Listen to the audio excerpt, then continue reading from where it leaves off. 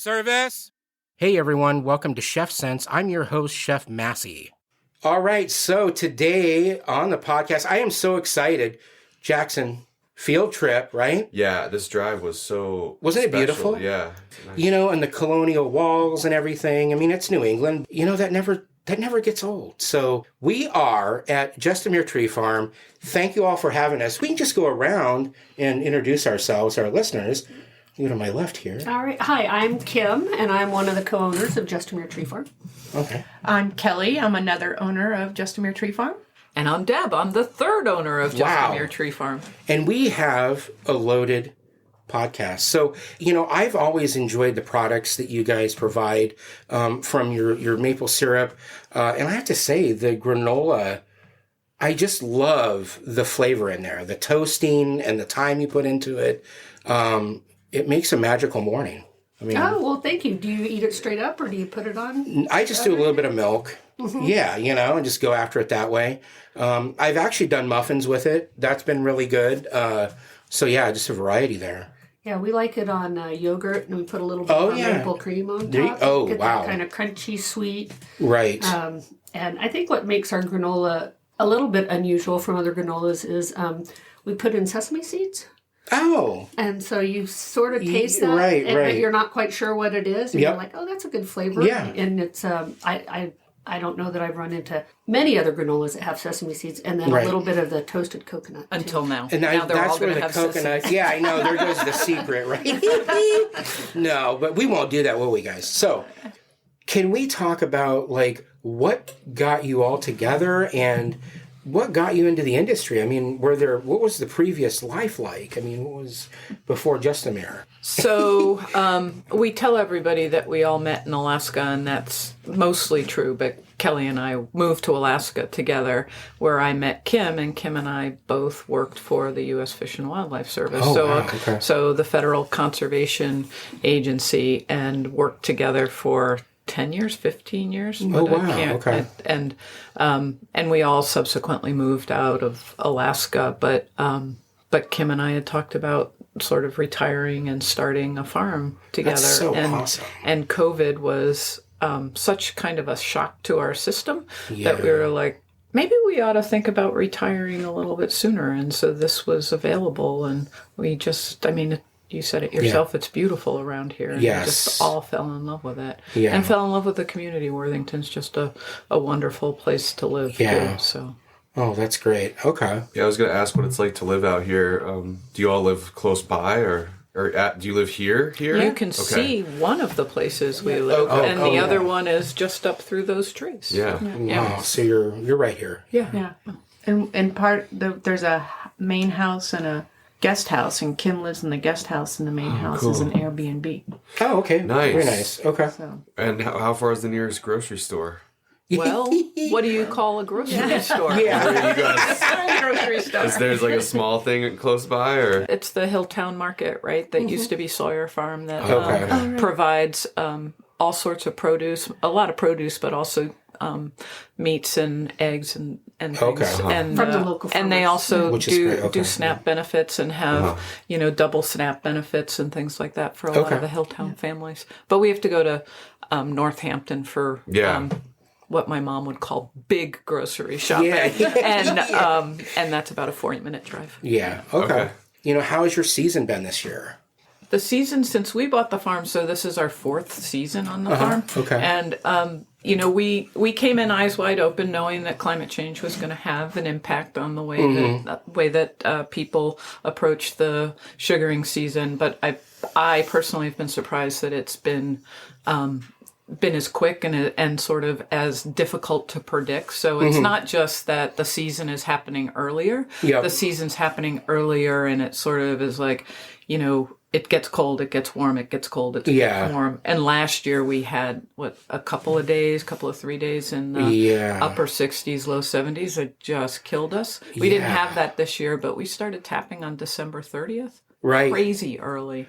Well, I know I was watching that on Instagram. I'm like, well, if they're doing it, I got to get out there on my little maple trees. So it's funny because I do that with foraging for mushrooms because, you can see where it starts to hit in the region. Mm-hmm. So I'm like, all right, they're the pros. I'm going to jump in there. So, Well, we're the first sugar bush to make syrup this year. So our first day was January 14th. Yeah. That was our first boil. Yeah. Yeah. And we talked to the previous owner, and he just was shaking his head saying, Yeah. he had owned the farm for 38 years and had never, ever boiled that early. Wow. So, Well, and that's all, as long as it's, you can extend it. If you start early and hopefully it ends at a relative expected time every year, then it's like money, it's that ability to like push, or that days of sunlight for a farmer, once you're waiting for that window, I think 7 or 8 hours or something, but it's like, whoa, it's go time. Yeah.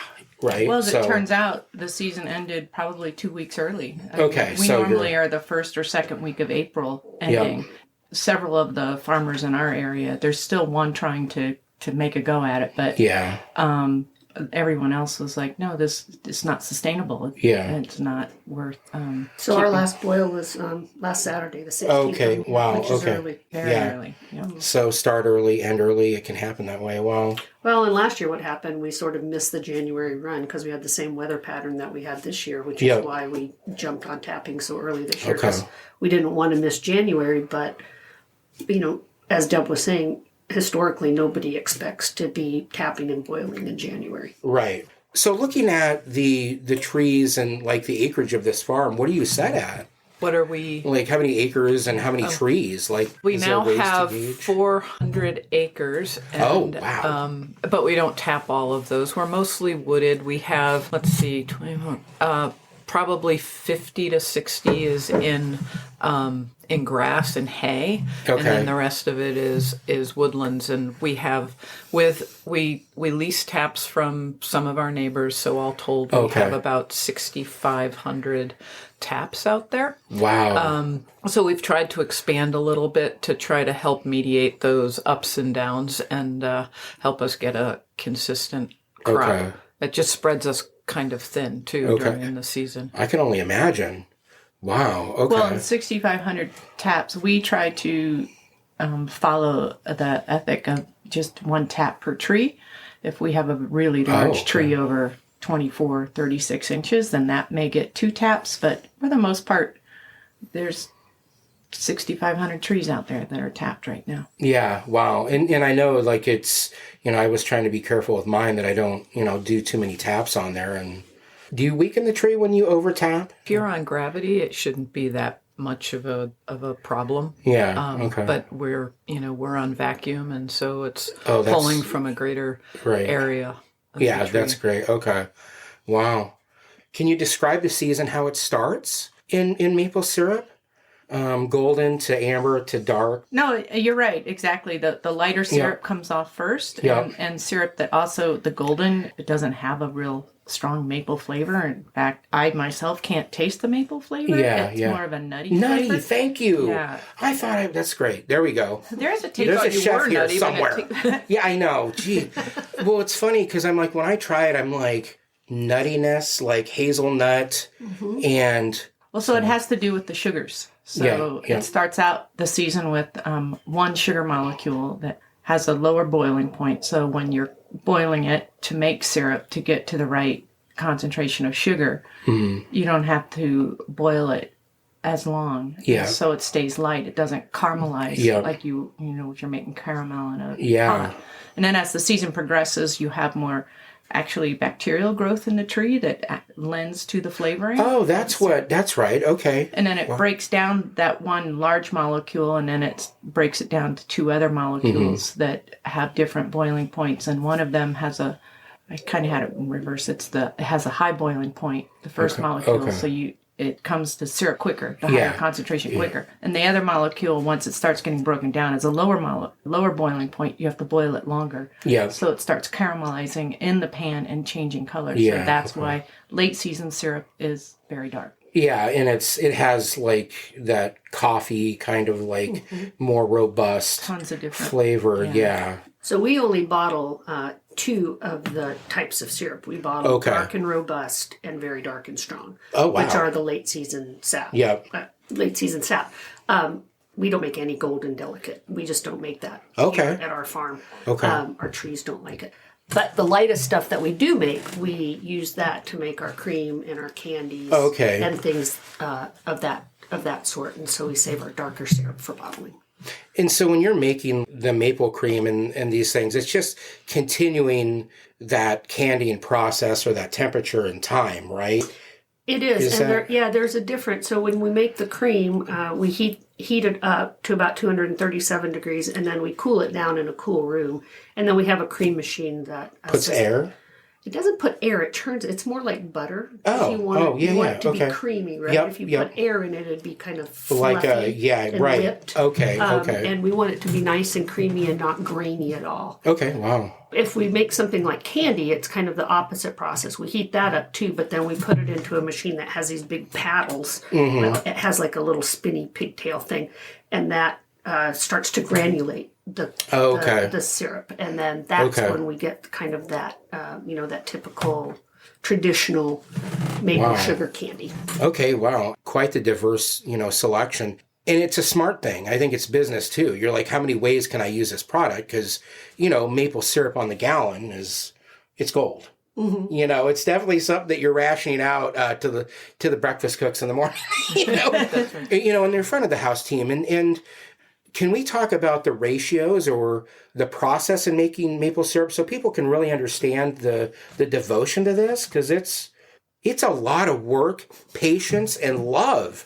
Starting 4 years ago, but Deb and I actually made syrup as a hobby for 9 years before that. But to see 2% sugar or 3% sugar used to be the norm, and now, or even higher in some places, and that has to do with the big crown of leaves on top of the tree. So the bigger, the healthier, beautiful trees would produce more sugar in their sap. But and environmental factors as well.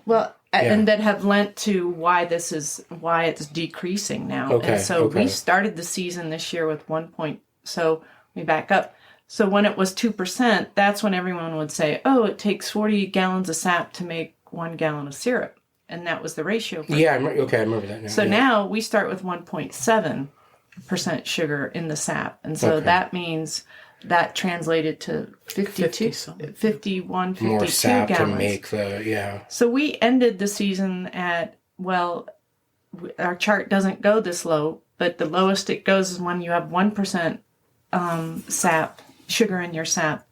It was 89 gallons of sap. So wow. Yeah.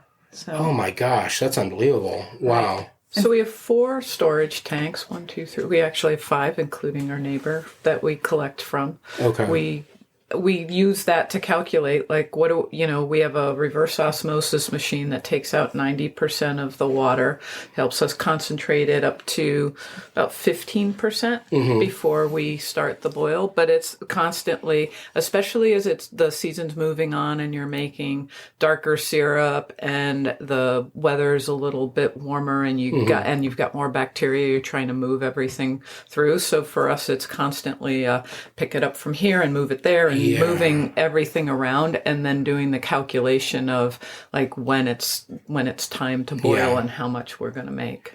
And when you're looking at it, I mean, I have my hydrometer. I use typically what was that Brix 66 or in that range? I mean, 66.9 is what they make syrup. But some of that's a little, but we're not going to give the full number here because isn't that kind of 66? Okay. So let's say we make ours at 67 because, or a little bit higher because people love thick syrup. They do, right? Yeah. It has a different mouthfeel. I mean, you wouldn't think that, let's say 66.9.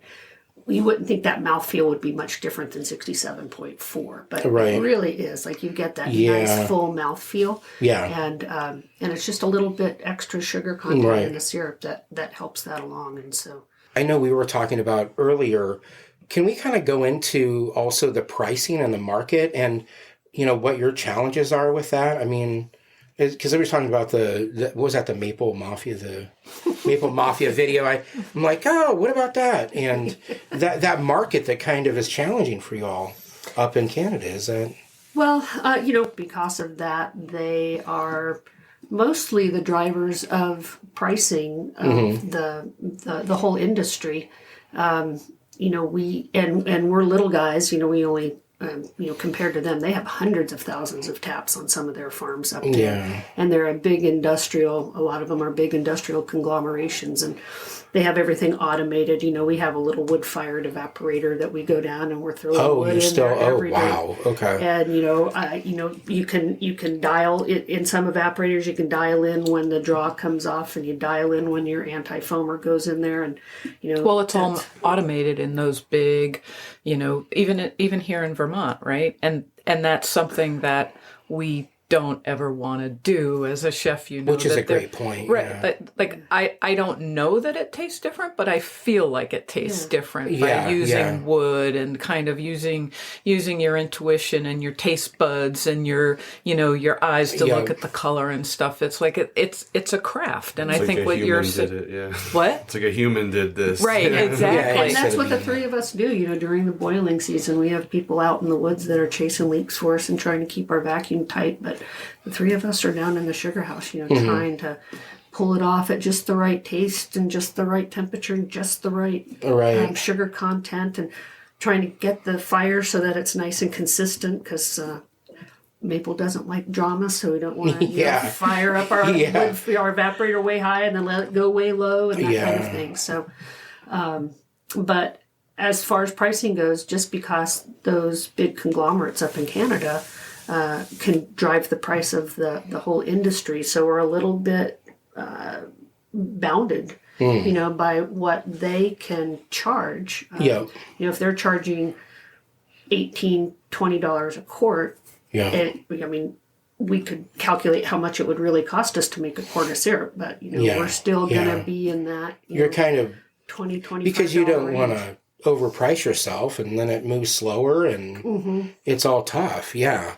And, they've got that volume opportunity. And that's where even like looking at, it's different than SAP, but, the complex ag system where, again, my family, we had 1,000 acres almost at one point. Oh, wow. And, I kind of have a history in some things I learned in, coming up, World War I when my great grandfather came back and founded our farm, and my grandfather took it over, especially after World War II. But some of those practices, and that mechanized equipment and all this, that now you set the tractor to a GPS, and, it's getting interesting how, the ag system is kind of moving ahead, and you're kind of stepping away from really the beauty of what you're doing, the craft, and it's pretty amazing. So, wow. Well, I think we're finding in all sectors of farming, right, is like the old ways may have been the right ways anyway, just for our health, for the land's health, for the animals' health, for tree health and everything else, and to industrialize something, especially food, like that goes in something that you put in your body. Sure. We just care about it, and I mean, we want to make really great products, but we also want to we also really believe in the working lands and working lands for wildlife and the and integrity all of that. and the vision. Yeah, that's unbelievable, and it's inspiring. And honestly, I do feel you can taste the difference. I mean, if we were to, Jackson, you and I were talking about it here, but like you go and you get a chicken breast from, one of the big ones out there, and you put it next to, a chicken breast from Mill River Farm from Jan over there, you will taste a difference. You're going to taste a difference, and you're going to get so much more from it, So anyways, that's kind of, but it's... Well, that's certainly true. So Canada will, because they mass produce their syrup and they set a price all across Canada, and that's all the farmers are going to get paid for it.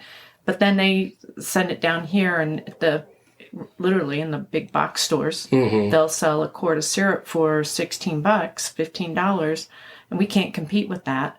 But you enter that syrup into a contest, and they immediately are like, oh, bad syrup.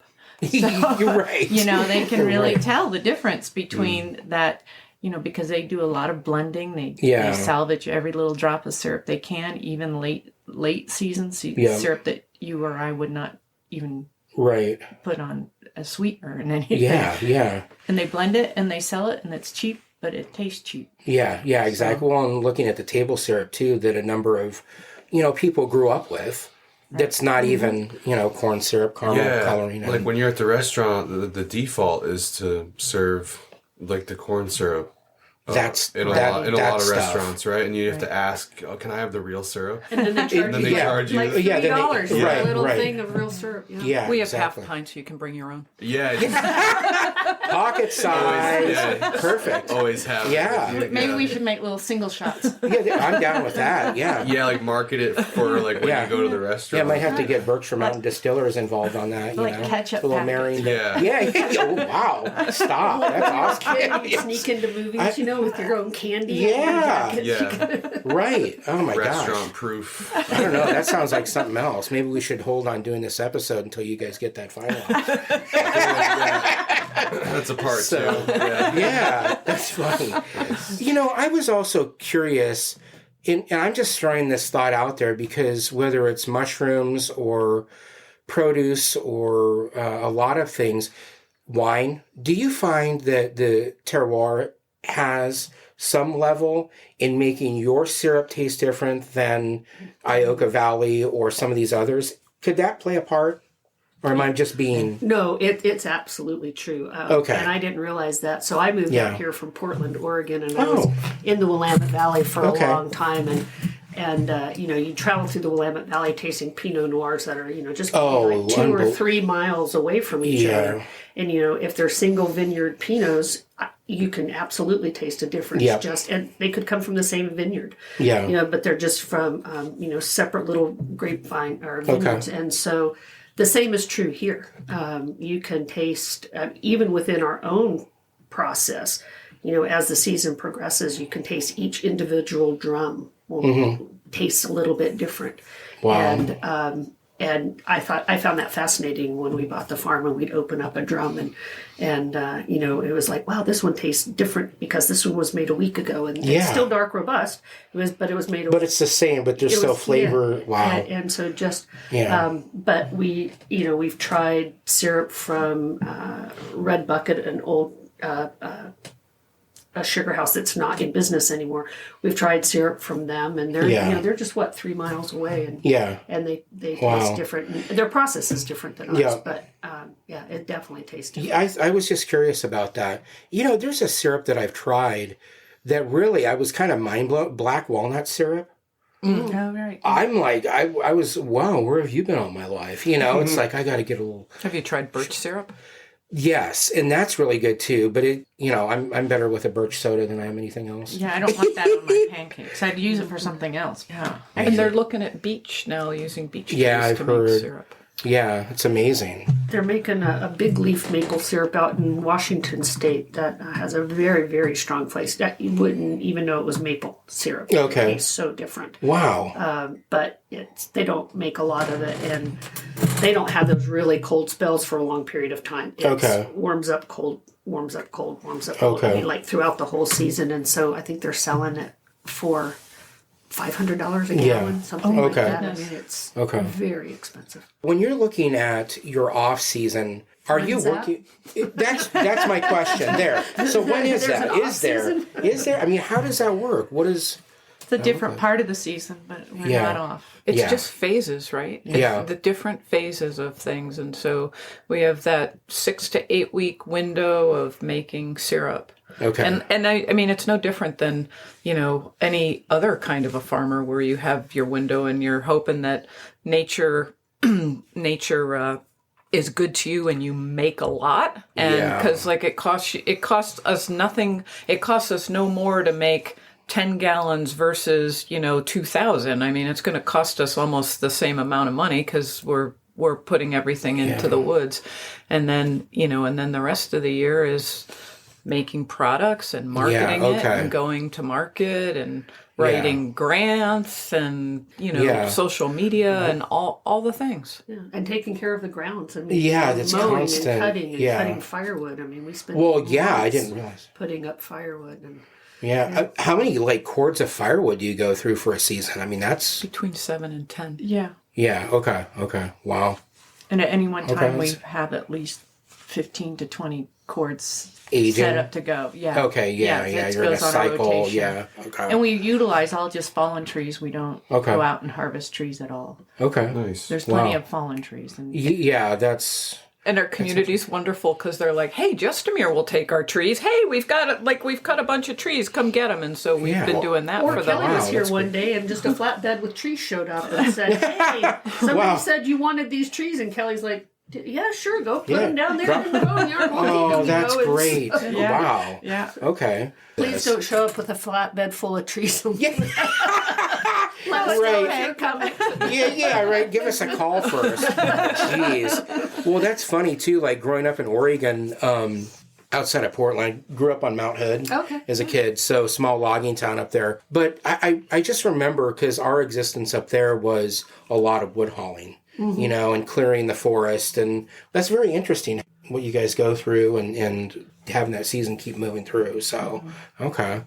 You know what? I will say it used to be, I mean, we used to have a couple weeks off in January, kind of Yeah. the end of the holidays, because we have an online business as well. So during the holidays, we're Okay. really busy. So January used to be our, kind of down couple weeks, but we don't even have that anymore. Yeah. Like I said. Now it turns out That's- it's the end of March. That's great. I mean, it's... Yeah, exactly. Yeah, wow.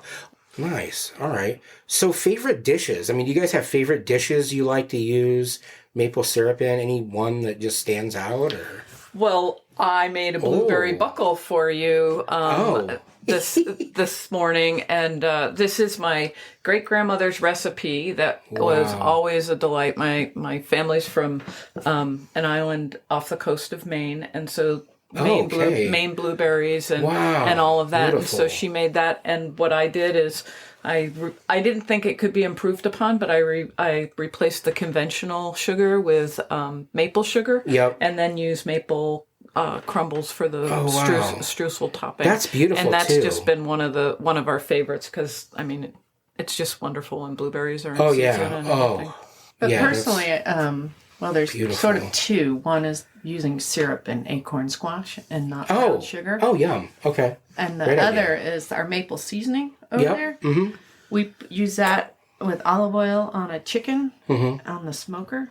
I was going to ask that. Fantastic. Wow, that's great. And okay. that is It's also really great Amazing. on root vegetables, like unbelievable, like Brussels just sprouts, Brussels sprouts and other Sweet root vegetables. butternut So- squash, I bet, or Oh yeah, or honey nut squash, Yeah. and yeah. delicata squash. yeah, absolutely. One of my favorite things to do. So with our maple cream, everybody always asks us what we can do with it. It's like, well, you can put it on toast, and you can put it on English muffins, and you can put it in your oatmeal, but you can also make a savory dish, and you mix it with a little bit of mustard, like either Dijon mustard Oh, okay. or stone Yeah, ground yeah. mustard, and then you can put it on salmon and roast Oh, it in the oven. boy. That sounds Yeah. amazing. I was thinking pork, but salmon's even better. Yeah. Wow, Yeah. yum. Okay. You can also, the maple cream, also if you cut it with cream cheese, it makes a really nice maple cream frosting for whatever you want to put it on top Okay. of. The carrot cake is Or whipped unbelievable. feta. Yeah, okay. Whipped that feta, sounds- just ooh. add that in there. That sounds really got good. some- It goes we got great. some- Yeah, there you go. There's some ideas. Yeah, we got some homework. Great with Well- salty cheese. Yeah. Exactly. Yeah, no, totally. Yeah. And the funny thing too is you mentioned this as we're talking about it, but adding maple syrup and cutting the sugar, I noticed I enjoy that. And it imparts some more flavor into what you're doing. It really does. Whether you're doing cakes or And there's a lot of research going on now about benefits of maple. It's Yeah. got the lowest glycemic index, the Yep. lowest calorie per serving Yep. of any sweetener, including honey. And it's got all sorts of like minerals and macronutrients in it. Phytochemicals. Yeah. And Yeah. all kinds of. no, it's some magical stuff. That looks so good over there. I think it's calling our names, or maybe just mine. It's calling mine. There we go, double trouble. So, well, all right. Well, I just, want to thank you all for the opportunity to come in here and share part of your day in the inspiration that you all provide here that goes into those bottles and warms the day. Well, thanks for what you do, highlighting local producers and Yeah. local food scene and all the all the organic products and everything else. Oh, and yeah. how good they are for you and how good they are to cook with, right? Yes, they are.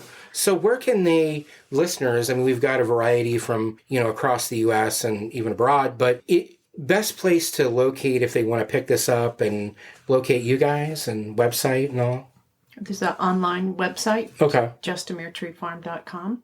And we're at the Great Barrington Farmers Market the whole season, and we're in at the winter market with Berkshire Grown as well this year. Okay. That's good. We're at the Amherst Farmers Market as well all season long. Okay, great. Awesome. All right. Well, guys, get out there, take advantage of this amazing farm, and have a great one. Thank you all. Thank you. you. Appreciate it. Yeah, all right, everyone. That is a wrap. You can check us out if you like that. Subscribe. Also, the Instagram, Chef Massey. Let's keep it simple. ChefMassey.com. Have a good one. Bye for now.